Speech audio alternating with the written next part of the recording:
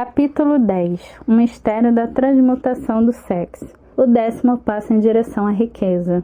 O significado da palavra transmutação é uma linguagem simples, mudança ou transferência de um elemento ou forma de energia para outro. A emoção do sexo provoca um determinado estado de espírito, devido à ignorância do assunto. Geralmente faz-se a associação desse estado de espírito com o físico, e por causa das influências impróprias às quais a maioria das pessoas foi submetida ao aprender sobre sexo. Os aspectos essencialmente físicos influenciam bastante a mente. Por trás da emoção do sexo, existem 3 potencialidades construtivas, que são 1. Perpetuação da espécie. 2. Manutenção da saúde, como atividade terapêutica. Não existe igual. 3. Transformação da mediocridade em gênio, por meio da transmutação. A transmutação do sexo é simples e fácil de explicar. Significa fazer a mente passar de ideias de expressão física para ideias de outra natureza. O desejo de sexo é o mais poderoso dos desejos humanos. Movido por esse desejo, o ser humano desenvolve imaginação, coragem, força de vontade, persistência e capacidade criativa, alcançando níveis até então desconhecidos. O desejo de contato sexual é tão poderoso que as pessoas chegam a arriscar a vida e a reputação por ele, quando aproveitada e direcionada para outros setores. Essa força motivadora conserva seus atributos, que podem então ser utilizados como poderosa força criativa nas artes, na literatura ou em qualquer outra profissão ou vocação, inclusive, é claro, nos esforços para ganhar dinheiro. A transmutação da energia sexual é um exercício de força de vontade, mas a recompensa vale um empenho. O desejo de expressão sexual é inato e natural. O desejo não pode nem deve ser sufocado ou eliminado, mas precisa de canais de escoamento, sob formas de expressão que enriqueçam o corpo, a mente e o espírito. Se não tem como expressar-se pela transmutação, o desejo busca outros canais puramente físicos. O rio pode ser represado e suas águas controladas por um tempo, mas uma hora elas vão forçar uma saída. O mesmo acontece com a emoção do sexo, que pode ser sufocada e contida por algum tempo, mas sua própria natureza a faz procurar meios de expressão. E se não for transmutado em esforço criativo, vai encontrar uma saída menos adequada. Feliz daquele que descobriu uma forma de esforço criativo para expressar a emoção do sexo. É um gênio em pessoa. Pesquisas científicas revelaram esses fatos importantes. 1. Os maiores realizadores possuem uma natureza sexual altamente desenvolvida. São pessoas que aprenderam a arte da transmutação do sexo. 2. Os homens que acumularam grandes fortunas e conquistaram notoriedade na literatura, na arte, na indústria, na arquitetura e em várias profissões foram motivados pela influência de uma mulher. A pesquisa que deu origem a essas 2 interessantes descobertas decorreu páginas e páginas de biografias em mais de 200 anos de história. Sempre que se analisavam as vidas de grandes realizadores, mulheres ou homens, ficava evidente sua natureza sexual altamente desenvolvida. A emoção do sexo é uma força irresistível, contra a qual é impossível qualquer oposição. Quando movidas por tal emoção, as pessoas adquirem um enorme poder de ação. Aceite essa verdade e vai perceber a importância de entender que a transmutação do sexo eleva o indivíduo à condição de gênio. A emoção do sexo contém o segredo da capacidade criativa. Retire as glândulas sexuais, seja de um homem ou de um animal, e terá destruído sua maior fonte de ação. Como prova, observe o que acontece a um animal castrado. O touro, por exemplo, fica dócil e acomodado. A alteração sexual tira, tanto do macho quanto da fêmea, seja ser humano ou animal, toda a disposição de lutar. Os 10 estímulos da mente. a mente humana responde a estímulos, por meio dos quais é conectada a altas vibrações conhecidas como entusiasmo, imaginação criativa, desejo intenso, etc. Os estímulos a que a mente responde mais livremente são estes: 1. Desejo de expressão sexual. 2. Amor. 3. Desejo ardente de conseguir fama, poder, ganhos financeiros, dinheiro. 4. Música. 5. Amizade com pessoa do mesmo sexo ou do sexo oposto.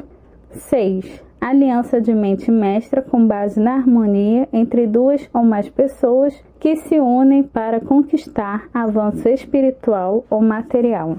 7. Sofrimento mútuo, como no caso de pessoas perseguidas. 8. Autossugestão. 9. Medo. 10. Narcóticos e álcool.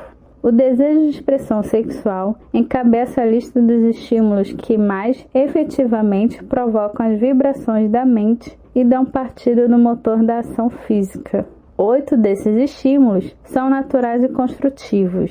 2 são destrutivos. A lista é apresentada para que você faça um estudo comparativo das principais fontes de estimulação da mente. Provavelmente, a conclusão desse estudo será que a emoção do sexo é mais intenso e poderoso dos estímulos da mente. Tal comparação é necessária para provar a afirmativa de que a transmutação de energia sexual é capaz de elevar o indivíduo à condição de gênio. Vamos então descobrir do que é feito um gênio.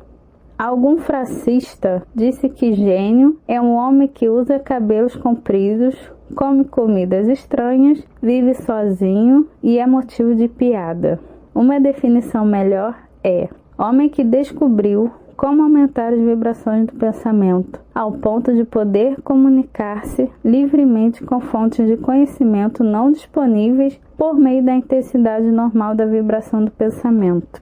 Qualquer pessoa sensata vai querer fazer algumas perguntas acerca da definição de gênio.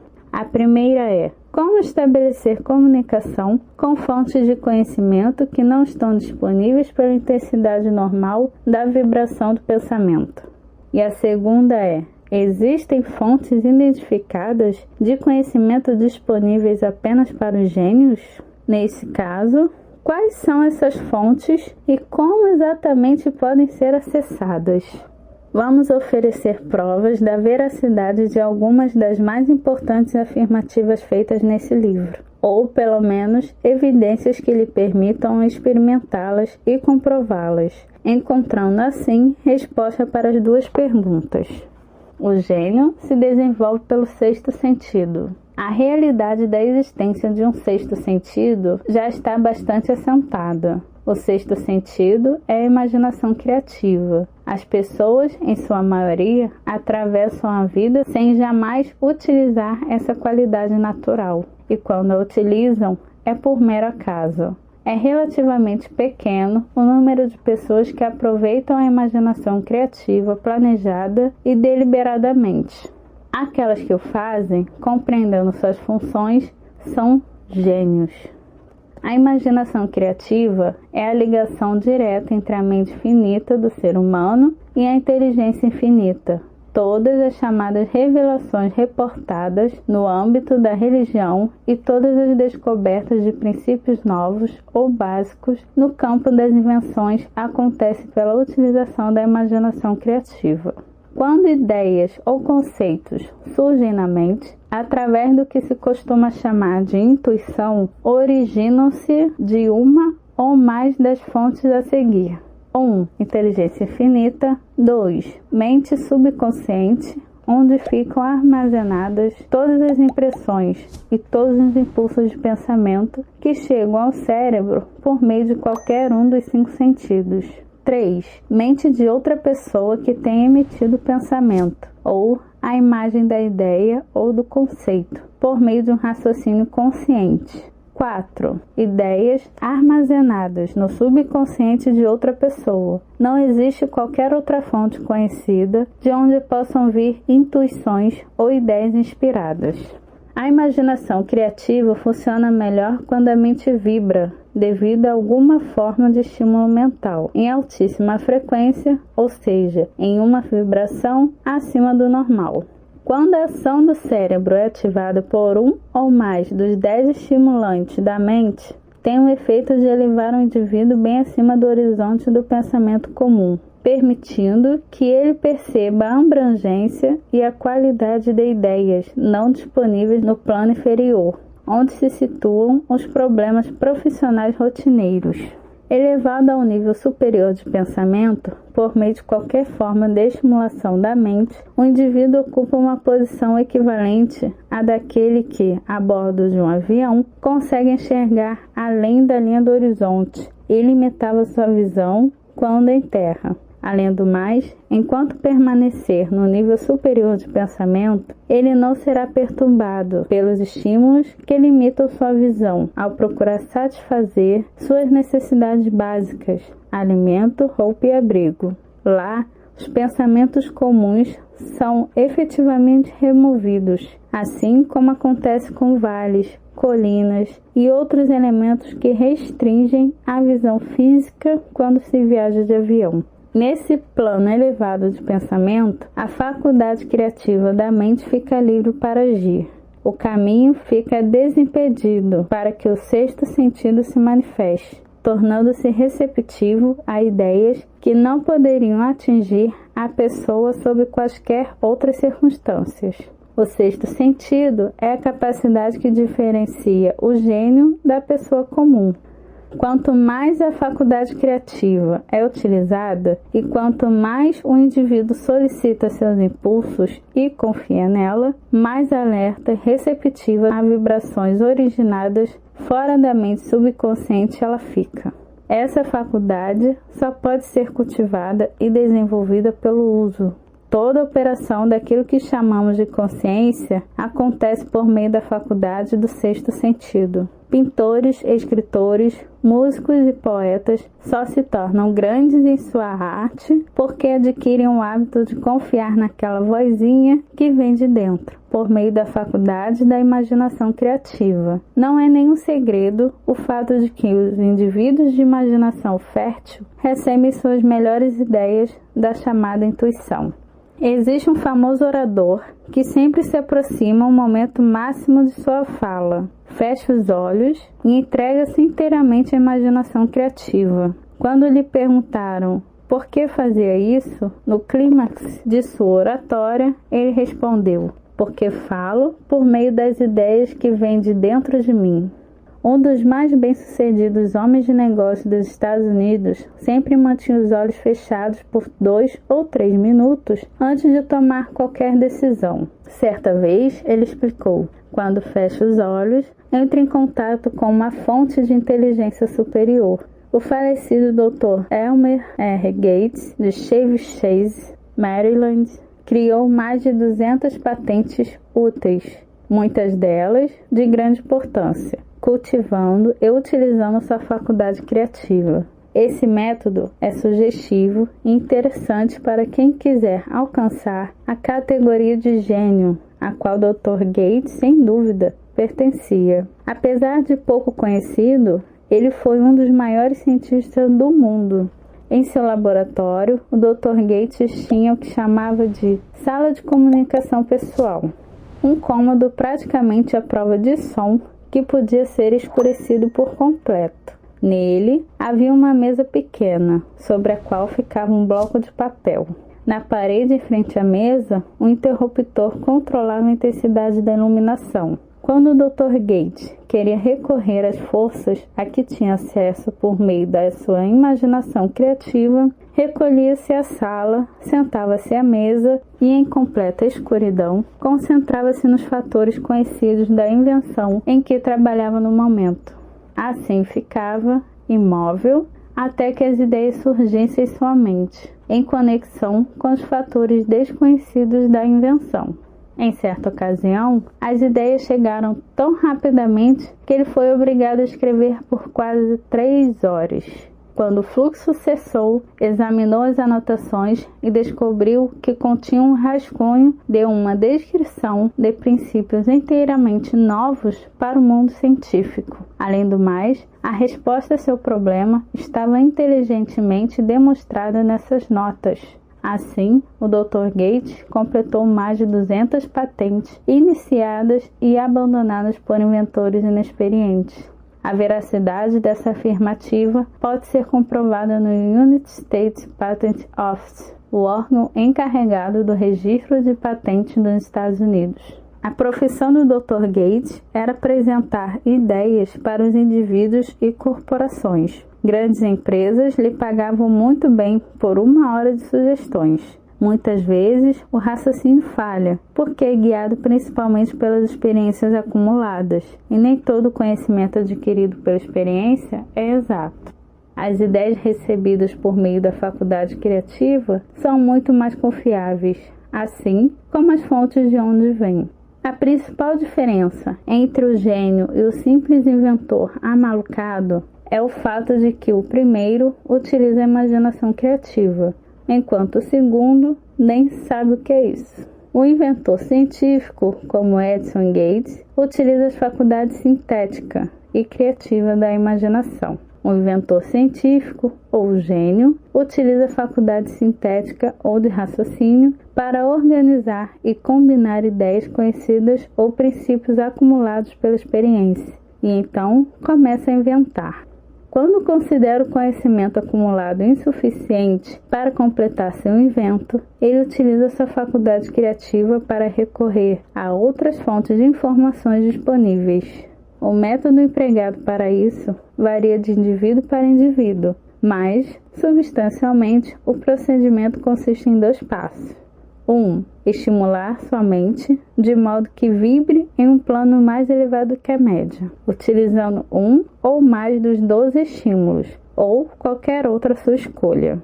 2. Concentrar-se nos fatores conhecidos, a parte já pronta da invenção, e criar na mente a imagem perfeita de fatores desconhecidos, a parte inacabada da invenção. Conservar a visão da imagem até que esta seja tomada pela mente subconsciente. Relaxar, afastando todos os pensamentos, e esperar que a resposta surja em sua mente.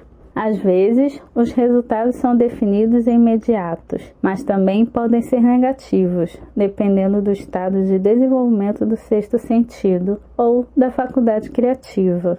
Thomas Edison usou a faculdade sintética da imaginação para experimentar mais de 10.000 combinações diferentes de ideias, antes de sintonizar-se por meio da faculdade criativa e conseguir a resposta que fez funcionar a lâmpada incandescente.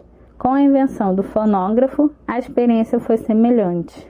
Evidências mais que confiáveis apontam a existência da imaginação criativa. Basta analisar aqueles que se tornaram líderes em seus respectivos campos de ação, sem possuir informação acadêmica extensa. Lincoln foi um notável exemplo de líder que alcançou a grandeza por meio da descoberta e utilização da imaginação criativa. Ele descobriu e começou a utilizar essa faculdade como resultado do estímulo provocado pelo amor que sentiu após conhecer Anne Rutledge, uma constatação da maior importância, aliada ao estudo da sua genialidade. As páginas da história estão repletas de relatos de grandes líderes, cujas realizações podem ser atribuídas diretamente à influência de mulheres, que lhes despertaram as faculdades criativas por meio do estímulo do desejo do sexo. Napoleão Bonaparte foi um deles. Enquanto inspirado por sua primeira mulher, Josefina, ele foi irresistível e invencível. Quando seu melhor critério ou sua faculdade de raciocínio o aconselharam a afastar Josefina, começou o declínio. A derrota em Santa Helena não tardaria a acontecer. Se não fosse contrário ao bom tom, poderíamos citar muitos homens famosos que chegaram aos mais altos degraus da realização sob influência estimulante de suas mulheres, para depois percorrerem o caminho inverso, quando dinheiro e poder lhes subiram a cabeça, fazendo-os buscar novas companheiras. Napoleão não foi o único a descobrir que a influência do sexo, vinda da fonte certa, é mais poderosa do que qualquer solução de conveniência criada meramente pela razão. A mente humana responde a estímulos. Entre os mais importantes e poderosos desses estímulos está a necessidade de sexo. Quando aproveitada e transmutada, essa força motriz é capaz de alçar o ser humano à esfera mais elevada do pensamento, na qual consegue dominar as fontes de preocupação e aborrecimento que o prendem a planos inferiores. Infelizmente, apenas os gênios fizeram tal descoberta.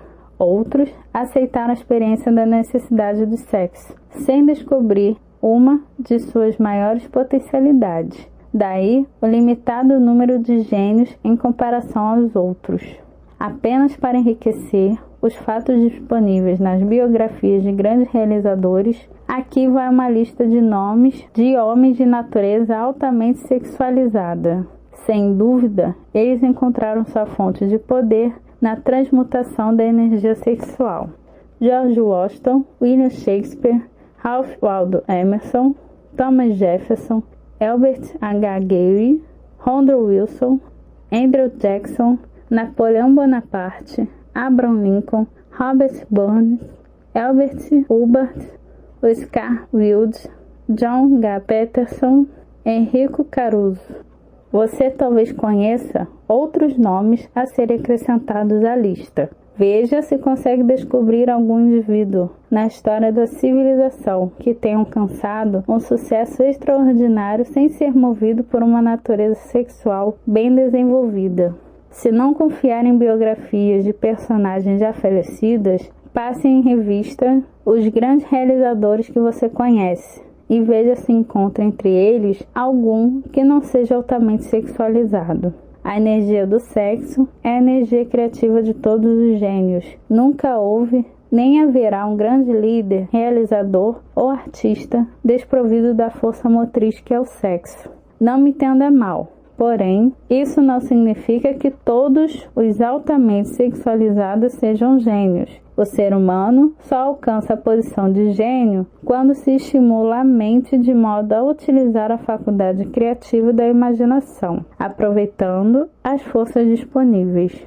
Entre os estímulos que provocam a intensificação das vibrações, o mais importante é a energia sexual. Mas a simples presença dessa energia não é suficiente para produzir um gênio. Para isso, ela deve ser transmutada de desejo pelo contato físico para outra forma de desejo e ação. As pessoas, em sua maioria, permitem que o desejo sexual as faça menores, pois não sabem entender nem usar essa grande força. Assim, em vez de alcançar a condição de gênios, reduzem-se à condição de animais inferiores. Porque os homens raramente alcançam o sucesso antes dos 40 anos. A conclusão a que cheguei, depois de analisar mais de 25 mil histórias de vida, foi: os homens raramente alcançam um grande sucesso antes dos 40 anos. E frequentemente o fazem bem depois dos 50. Para mim, foi uma descoberta tão surpreendente que me levou a pesquisar detidamente as causas. Foram mais de 12 anos de estudo. Como resultado, revelou-se o fato de que o principal motivo de as pessoas só conseguirem sucesso depois dos 40 ou 50 anos é a sua tendência a desperdiçar energia, priorizando a expressão física da emoção despertada pelo sexo. A maioria dos homens nunca chega a perceber que a necessidade de sexo tem outras possibilidades, que transcendem em importância a mera expressão física. Entre aqueles que fazem essa descoberta, a maior parte só consegue depois de haver desperdiçado muitos anos, em um período quando a energia sexual está no auge, antes dos 45 anos. A tal descoberta geralmente segue-se notáveis realizações. A vida de muitos homens à beira dos 40, e às vezes bem depois dessa idade, reflete um contínuo desperdício de energia, que seria muito bem aproveitada se canalizada para outras atividades. Com isso, as emoções mais belas e poderosas são espalhadas a esmo, aos 4 ventos. São as loucuras da juventude. O desejo de expressão sexual é, de longe, a mais forte e estimulante das emoções humanas. Por isso, quando aproveitado e transmutado em ação que não a expressão física, consegue elevar o indivíduo à condição de gênio. Um dos mais capazes homens de negócios dos Estados Unidos admitiu francamente que sua atraente secretária era responsável pela maior parte dos planos criados por ele. Chegou a reconhecer que a presença dela o alçava a um nível de imaginação criativa jamais possível sob a ação de qualquer outro estímulo. Assim, pode-se perceber que o modelo de realização da América deve boa parte de seu sucesso a uma jovem encantadora, que durante mais de 12 anos serviu-lhe de fonte de inspiração. A figura a que me refiro é bastante conhecida, mas poucos sabem a verdadeira razão de suas conquistas. Na história, não faltam exemplos de homens que alcançaram a condição de gênios ao fazerem uso de estímulos artificiais, como álcool e drogas. O escritor Edgar Allan Poe escreveu O Corvo sob influência da bebida, experimentando sonhos que outro mortal jamais ousaria. O mesmo aconteceu com o poeta James Whitcomb Riley, ao produzir seus melhores poemas sob a influência do álcool. Talvez, um daqueles momentos, ele tenha visto a mistura organizada da realidade com o sonho, o açude acima do rio, a bruma sob a correnteza. E outro poeta, Robert Burns, preferia criar sob efeito de alguma droga, como quando saudou os bons e velhos tempos. For auld lang syne, my dear, well, take a cup of kindness, ayat, for auld lang syne. Mas é bom lembrar que muitos deles acabaram se destruindo. A natureza tem suas poções para estimular com segurança a mente do ser humano, de modo a fazê-la vibrar em um plano no qual entra em sintonia com pensamentos especiais, vindos sabe-se lá de onde. Nunca houve substituto satisfatório para os estímulos da natureza. Os psicólogos reconhecem a estreita ligação entre desejo sexual e necessidade espiritual, um fato que justifica o comportamento peculiar daqueles que participam de orgias, conhecidas como revivals religiosos, comuns entre os povos primitivos. As emoções humanas regem o mundo e determinam o destino da civilização. Nossos atos são muito mais influenciados pelos sentimentos do que pela razão. A faculdade criativa da mente é toda ativada pela emoção e não pela frieza da razão. Entre as emoções, a mais poderosa é aquela ligada ao sexo. Existem muitos estimulantes, alguns já mencionados, mas nenhum deles, nem a mistura de todos eles, conseguem igualar a força do sexo. Chamamos de estimulante da mente qualquer influência, seja permanente ou temporária, que aumente as vibrações do pensamento. Os 10 principais estimulantes citados são aqueles a que as pessoas mais recorrem. Por meio deles, é possível entrar em comunhão com a inteligência infinita, ao entrar deliberadamente no próprio subconsciente ou no de outro indivíduo em um procedimento típico dos gênios. Um professor, depois de passar pela experiência de treinar mais de 30 mil profissionais de vendas, chegou à surpreendente conclusão de que os homens mais sexualizados são melhores vendedores. A explicação é a seguinte: o fator da personalidade, conhecido como magnetismo pessoal, não passa de energia sexual. Pessoas altamente sexualizadas sempre são cheias de magnetismo. Quando cultivada e compreendida, essa força vital pode ser canalizada e aproveitada para melhorar os relacionamentos. O magnetismo pode ser transmitido pelos meios a seguir: 1. Aperto de mão. O toque da mão denuncia imediatamente a presença ou a falta do magnetismo. 2. Tom de voz. Magnetismo ou energia sexual é o fator que dá vida, musicalidade e encanto à voz. 3. Postura e expressão corporal. Pessoas altamente sexualizadas movem-se com vivacidade, graça e naturalidade. 4. vibrações do pensamento. Indivíduos altamente sexualizados misturam a emoção do sexo aos pensamentos e, quando fazem deliberadamente, exercem influência sobre todos aqueles com quem se relacionam. 5. Aparência pessoal. Gente muito sexualizada costuma cuidar bastante da aparência, preferindo seguir um estilo que combine com sua personalidade, seu tipo físico, etc. Quando da seleção de vencedores para a contratação, o gerente de vendas realmente esperto prioriza os candidatos que têm magnetismo pessoal. Quem não possui energia sexual não sente nem transmite entusiasmo. Um dos requisitos mais importantes quando se trata de vender, seja qual for o produto. O palestrante, orador, pregador, advogado ou vendedor que não tem energia sexual será sempre um fiasco na tarefa de influenciar os outros. Acrescente-se o fato de que a maioria das pessoas somente se deixa influenciar quando há um apelo às suas emoções, e ficará patente a importância da energia sexual como parte da habilidade inata de todo vendedor. Os melhores vendedores conquistam uma posição de destaque, porque consciente ou inconscientemente transmutam a energia do sexo em entusiasmo pelas vendas. Nessa afirmativa, fica bem claro o significado da transmutação do sexo. O vendedor que sabe como pegar o pensamento voltado para o sexo e direcioná-lo para as vendas, mantendo o entusiasmo e a determinação que dedicaria ao propósito original, dominou a arte da transmutação, quer que tenha ou não consciência disso. Aliás, a maioria dos vendedores bem-sucedidos nem desconfia ser essa a razão do seu bom empenho. A transmutação da energia sexual exige muita força de vontade e, aos poucos, pela prática, é possível reuni-la. As recompensas valem o esforço, com certeza. A maioria das pessoas parece incrivelmente ignorante em matéria de sexo. As necessidades sexuais foram por tanto tempo mal interpretadas e grosseiramente ridicularizadas por indivíduos tolos e maliciosos que a própria palavra sexo raramente é mencionada nas conversas de pessoas educadas.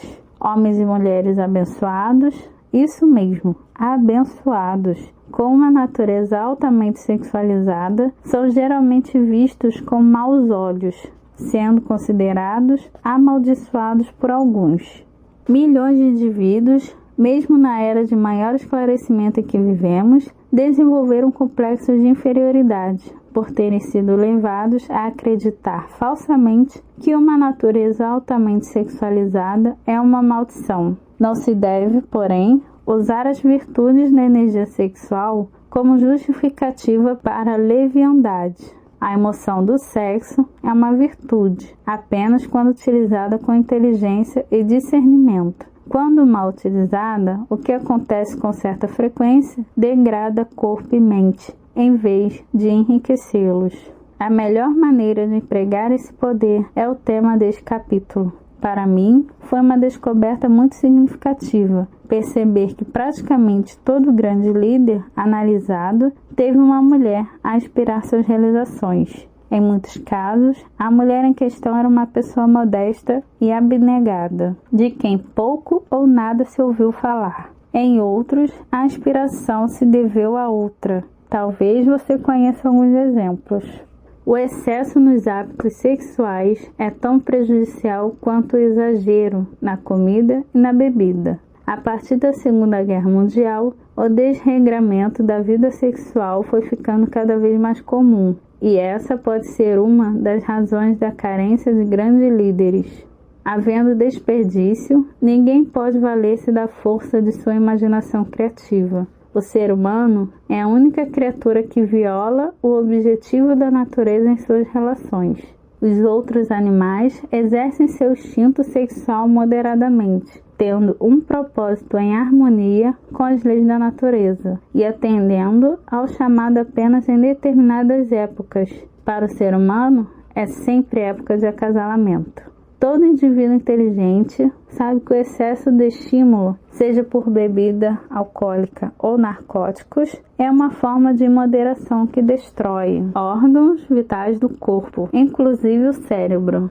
Nem todos sabem, no entanto, que o exagero na expressão sexual pode tornar-se um hábito tão destrutivo e prejudicial ao esforço criativo quanto a bebida e os narcóticos. O indivíduo ávido por sexo não é essencialmente diferente do dependente químico. Ambos perdem o controle sobre o raciocínio e a força de vontade, podendo chegar à insanidade temporária ou permanente. Muitos casos de hipocondria, doenças imaginárias, resultam de hábitos desenvolvidos pela ignorância da verdadeira função do sexo. Essas breves referências demonstram que a ignorância a respeito da transmutação do sexo prejudica e impede o acesso a muitos benefícios. A ignorância em relação a questões ligadas ao sexo deve-se ao mistério e ao silêncio obscuro que envolve o assunto. Essa conspiração de mistério e silêncio exerce sobre a mente dos jovens o mesmo efeito da psicologia da repressão. Curiosidade sobre o proibido e o desejo de adquirir mais conhecimento a respeito desse assunto. Médicos e legisladores, os mais qualificados para fornecer informações, raramente o fazem. Como se viu, é raro o indivíduo alcançar um nível de alta criatividade antes dos 40 anos. Depois de observar cuidadosamente milhares de homens e mulheres, chegou-se à conclusão de que o auge da capacidade criativa costuma acontecer entre os 40 e os 60 anos. Isso deve servir de estímulo àqueles que não se sentem realizados ou se consideram velhos aos 40. O período entre os 40 e 50 anos de idade costuma ser o mais produtivo. É um tempo para ser encarado com esperança e entusiasmo, e não com medo e insegurança. Se ainda duvida de que as pessoas atingem o auge de sua capacidade somente por volta dos 40 anos de idade, observe a história de vida de indivíduos bem-sucedidos. Henry Ford, por exemplo, já havia passado dos 40 quando acertou o passo. Andrew Carnegie ia lá pelos 40 e tantos quando começou a colher os frutos de seus esforços. James G. Will já passava dos 40 e ainda operava o telégrafo. Somente alguns anos depois alcançou suas estupendas realizações. As biografias de industriais e homens de negócios estão recheadas de evidências de que o período mais produtivo da vida do ser humano é aquele entre as idades de 40 e 60 anos. Entre os 30 e os 40, ele começa a aprender, se for o caso, a arte da transmutação do sexo. Essa descoberta, em geral, é acidental, mais do que qualquer coisa, inconsciente. Ele pode até perceber que sua capacidade aumenta entre os 35 e os 40 anos, mas desconhece a causa. A explicação é que, nesse período, a natureza começa a harmonizar nele as emoções do amor e do sexo, de modo que possa lançar mão dessas grandes forças, aplicando-as como estimulação. O sexo por si só é um poderoso impulso à ação, mas sua força é como a de um ciclone, incontrolável. Quando a emoção do amor começa a combinar-se à emoção do sexo, o resultado é calma, estabilidade, precisão de julgamento e equilíbrio. Haverá alguém que, tendo chegado aos 40, seja tão desafortunado a ponto de não conseguir analisar essas afirmativas e depois contribuir com uma experiência própria? Quando quer agradar uma mulher, movido unicamente pela emoção do sexo, o homem é capaz de grandes realizações, mas suas ações podem ser desorganizadas, equivocadas e totalmente destrutivas. Quando movido apenas pela emoção do sexo, o homem pode inclusive roubar, mentir e até matar. No entanto, quando o amor se une ao sexo, o mesmo homem age com mais razão, equilíbrio e bom senso. Estudiosos do assunto concluíram que os criminosos mais cruéis podem ser recuperados pela inspiração do amor de uma mulher, mas não há registros de recuperação por influência do sexo. Esses são fatos conhecidos, mas pouco se sabe sobre o motivo para que assim seja. A recuperação, quando acontece, vem pelo coração. o lado emocional, e não pela cabeça, o lado racional. Recuperar-se significa mudar o coração e não mudar a cabeça. Pela razão, o indivíduo pode operar certas alterações de conduta para evitar consequências indesejáveis, mas a recuperação verdadeira somente acontece através da mudança do coração, pelo desejo de mudar. Amor, romantismo e sexo são emoções capazes de levar o indivíduo a realizações extraordinárias. O amor é a válvula de segurança que assegura o equilíbrio, a estabilidade e o esforço construtivo. Combinadas, essas três emoções podem fazer surgir um gênio. Existem gênios, porém, que pouco sabem do amor, envolvendo-se em ações destrutivas ou, pelo menos, injustas em relação a outras pessoas. Se não fosse indiscrição, poderíamos citar vários exemplos desses tipos em ação nos setores industrial e financeiro. Indivíduos que parecem desprovidos de consciência e que não têm o menor escrúpulo em desrespeitar os direitos alheios. O leitor certamente teria alguns nomes a acrescentar à lista. Emoções são estados de espírito. A natureza equipou o ser humano com uma química da mente que opera de maneira similar aos princípios da química da matéria. É um fato conhecido que, utilizando seus conhecimentos, o químico é capaz de criar um veneno mortal com base em determinados elementos, que isoladamente e utilizados na proporção certa, seriam inofensivos. Assim é com as emoções. Dependendo da combinação, podem transformar-se em veneno, sexo e ciúme, por exemplo. Quando juntos, são capazes de transformar o ser humano em uma fera ensandecida. A química consegue transformar uma ou mais emoções destrutivas em um veneno que elimina o equilíbrio e o senso de justiça. Em casos extremos, o indivíduo pode perder a razão completamente. A fórmula da genialidade consiste em desenvolvimento, controle e prática de sexo, amor e romantismo. O processo pode ser descrito em poucas palavras. Estimule a presença dessas emoções como pensamento dominante, afastando as emoções destrutivas. A mente é uma criatura de hábitos. Ela se desenvolve com base nos pensamentos dominantes que a alimentam. Não é difícil. Com força de vontade e persistência, é possível controlar a mente e selecionar as emoções que vão povoá-la. O segredo está em compreender o processo de transmutação. Quando surgir qualquer emoção negativa, basta alterar o pensamento para transmutá-la em positiva ou construtiva. O único caminho para a genialidade passa pelo esforço pessoal voluntário. Um indivíduo pode atingir o auge da realização profissional e financeira, apoiado apenas na força motriz da energia sexual. Mas a história nos mostra inúmeros exemplos de que, apesar do sucesso, certos traços de caráter impedem que a fortuna seja mantida e aproveitada. Vale a pena meditar sobre isso, tirando daí uma lição proveitosa. A ignorância dessa verdade roubou de milhares de pessoas o direito à felicidade, apesar dos bens materiais que conseguiram acumular. As emoções de amor e sexo deixam marcas inconfundíveis na aparência. São sinais tão visíveis que qualquer um pode percebê-los. O indivíduo tomado pelo vendaval da paixão, baseada somente em sexo, declara isso ao mundo inteiro, pela expressão dos olhos e pelas linhas do rosto. A combinação das emoções de amor e sexo suaviza e modifica e embeleza a expressão facial. Não é preciso um analista para confirmar isso, basta perceber. A emoção do amor desperta e desenvolve a natureza artística e estética do homem, imprimindo sua marca à alma, mesmo que o tempo e as circunstâncias abrandem o calor do sentimento.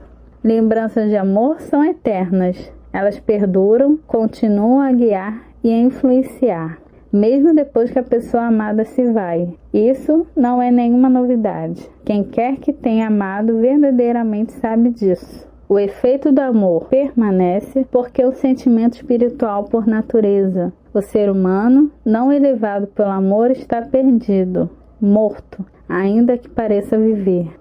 No entanto, as lembranças de amor não são suficientes para alçar o indivíduo a um plano superior de esforço criativo. A maior força do amor pode enfraquecer-se e desaparecer-se, como uma chama que se extingue, mas deixa marcas indeléveis à sua passagem.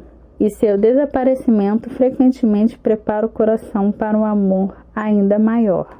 De vez em quando, volte ao passado e mergulhe nas suas belas lembranças de antigos amores. Assim, estará diminuindo a influência dos problemas do presente, permitindo-se uma válvula de escape para sentimentos desagradáveis da vida real. E quem sabe, talvez a sua mente aproveite esse retiro temporário em um mundo de fantasia para criar ideias ou planos que venham a mudar completamente a sua situação financeira ou espiritual. Se você considera uma pessoa sem sorte por ter amado e perdido, deixe disso. Quem amou de verdade nunca perde inteiramente. O amor é caprichoso e temperamental, de natureza efêmera e transitória. Vem quando quer e vai embora sem avisar. Aceite e aproveite enquanto durar, sem se preocupar com o que vai acontecer. As preocupações não trazem o amor de volta. Esqueça também a ideia de que só se ama uma vez. O amor pode ir e vir inúmeras vezes, mas não existem duas experiências iguais. Às vezes, a marca deixada é mais forte do que as outras, mas todas as experiências são válidas, a não ser para aquele que se torna cínico e ressentido quando o amor se vai. As pessoas se desapontariam muito menos com o amor. Aliás, nunca se decepcionariam se compreendessem a diferença entre amor e sexo. A principal diferença é que o amor é espiritual, enquanto o sexo é biológico. Nenhuma experiência que toque o coração humano com força espiritual pode ser danosa, exceto se for dominada pela ignorância ou pelo ciúme. O amor é inquestionavelmente a experiência mais importante da vida, a que nos permite entrar em comunhão com a inteligência infinita. Combinado ao romantismo e ao sexo, pode levar-nos ao máximo do esforço criativo. Amor, sexo e romantismo são os lados do eterno triângulo que leva o gênio à realização. É disso que são feitos os gênios. A emoção do amor tem muitos aspectos, muitas nuances e muitas formas. O amor pelos pais ou pelos filhos é bem diferente do amor romântico, que inclui o sexo. A amizade verdadeira, que também é uma forma de amor, difere do sentimento em relação a pais, filhos ou namorados. Existe ainda a emoção despertada por seres criados pela natureza, mas o sentimento mais intenso é aquele que mistura o amor e sexo.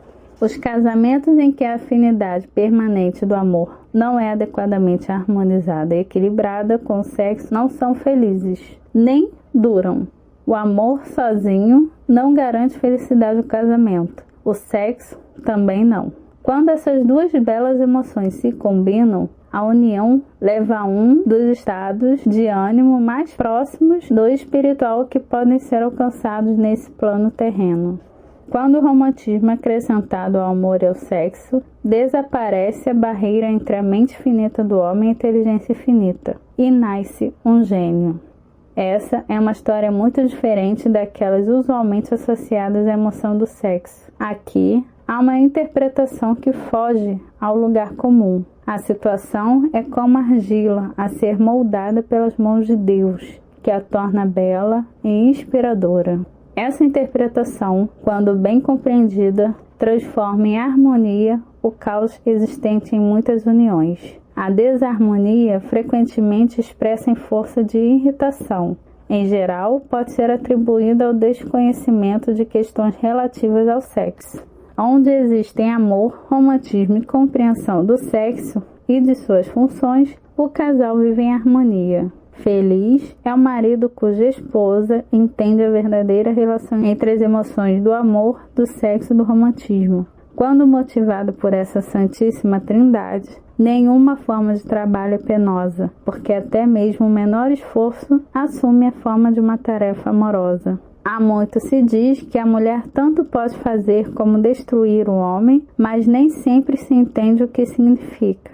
A opção entre fazer ou destruir depende da visão que a mulher tenha sobre as emoções de amor, sexo e romantismo. Apesar de, por sua herança biológica, o homem ser polígamo, é verdade que ninguém tem maior influência sobre ele do que sua mulher, a não ser que esta esteja em total oposição à própria natureza. Quando a mulher permite que um companheiro se desestresse dela, transferindo o interesse para outra, isso em geral reflete desconhecimento ou indiferença por parte dela acerca de questões relativas ao sexo, amor e romantismo. Essa ideia pressupõe, é claro, que em algum momento tenha existido amor entre os dois, e aplica-se igualmente ao homem, que deixa morrer o interesse da mulher por ele.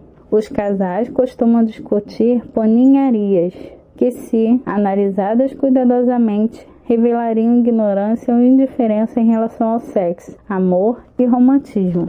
A força que mais motiva o homem é o desejo de agradar uma mulher. Na era pré-histórica, o caçador que mais se destacava certamente queria fazer boa figura diante das mulheres. Nesse aspecto, a natureza masculina não se alterou. O caçador de hoje em dia não leva para casa a pele de animais selvagens, como fazia nos primórdios da civilização, mas demonstra seu desejo de ser aprovado ao oferecer à mulher roupas, carros e riqueza. Mudou apenas o modo de agradar. Os homens que acumulam grandes fortunas e conquistam fama e poder têm como objetivo principal o desejo de fazer uma mulher feliz. Tire a mulher da vida dos homens e a riqueza perderia utilidade para a maioria deles. É o desejo inerente ao homem de agradar a mulher que dá a ela o poder de elevá-lo ou destruí-lo.